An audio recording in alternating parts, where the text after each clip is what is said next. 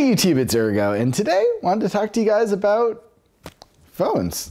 I don't know if you guys saw the news, but this week Google launched Project Fi, which is sort of their own take on cell phone carriers, but I think what's on the sort of surface doesn't really capture what I think really could happen in this market, which is what I'm kind of hoping for. I don't know if it will, but this is sort of my prediction for the future. Now, first, just to let you guys know what Google Fi actually is, which is important to know for all of this. It's basically, they're not rolling their own cell phone network. They're piggybacking on sort of the lines, or towers, if you will, of T-Mobile and Sprint, at least currently, which I guess, you know, when you're looking at the cell phone coverage over the US, they're sort of the underdogs. Verizon and AT&T kind of have the best coverage everywhere. T-Mobile and Sprint are sort of, they're not bad, but in certain areas of the country, like where my parents live, they're actually really bad. Coverage for my parents for this is just 2G as opposed to 4G on Verizon. Anyway, moving past that. What is interesting about this is, you know, there's a number of these cell phone carriers that piggyback on existing networks, but I think Google is uniquely positioned to sort of transform this a little bit. So first off, when you do sign up, you can't use any phone. This I have the Note 4 right now. The only phone that they are supporting, at least in their beta, is the Nexus 6, which is very similar to this phone. So for me, I'd probably still give it a shot.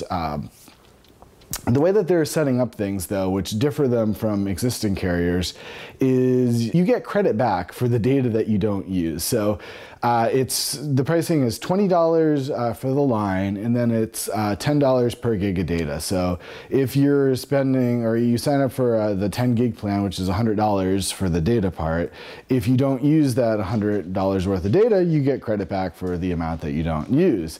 So instead of just, you know, rolling it over, you actually don't have to pay for it, or you get the credit on your next month bill. So in that regards, it can be actually quite a bit cheaper. When you just look at the price off the bat, it's only marginally cheaper, if even, from, you know, existing ones. But if you figure that you're gonna get back what you don't use, it actually works out really well. Anyway, the way that I see this really transforming the market is, you know, if Google right now, again, is only doing on T-Mobile and Sprint, but think if they expand to Verizon and AT&T and, you know, have all carriers in a given country. Think if your cell phone, you know, is like, if it'll just work on whatever the tower is that is the best in that area, and you don't have to worry about the network. Well, what if, you know, you pay X amount of dollars to Google and then they go and find which carrier actually gives you the best service in that part, and then they deal with paying for that.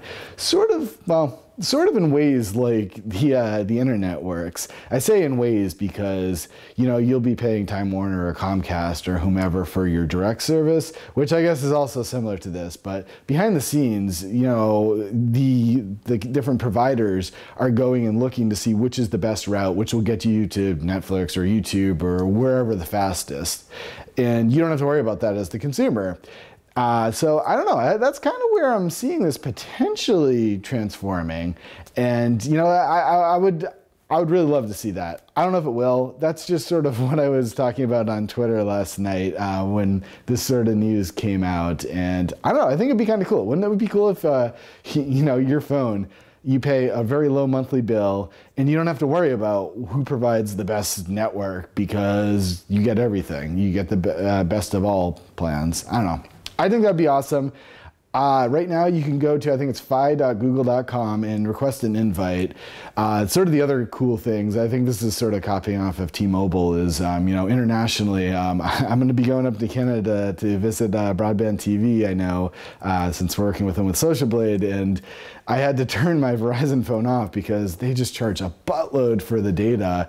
And, you know, with this, it looks like it's just going to be the same price for the data no matter where I am, at least in like 120 countries. And I say that with a big asterisk. I only looked at Canada so far, but I know they said that they support 120. So you have to look to see the actual details. But anyway, it looks really cool. I requested an invite. I don't know when or if I will get accepted, but if I do, I'll most likely give it a shot. The only downside is you do, again, have to get the specific phone, which isn't cheap. So that'd be the only consideration I have really at the moment here. My plans on Verizon are going to be up this year, so I don't know. If it looks good and if the service is good enough, I might, try it out. Let me know what you guys think. Are you going to be signing up for this and trying it out? Do you think that sort of what I'm suggesting here, sort of a big disruption in the cell phone market where you'll use all networks, do you think that's something that could possibly happen? Let me know your thoughts in the comments below, and I'll see you guys again soon. Thanks for watching. Thanks for commenting, liking, subscribing, and take care.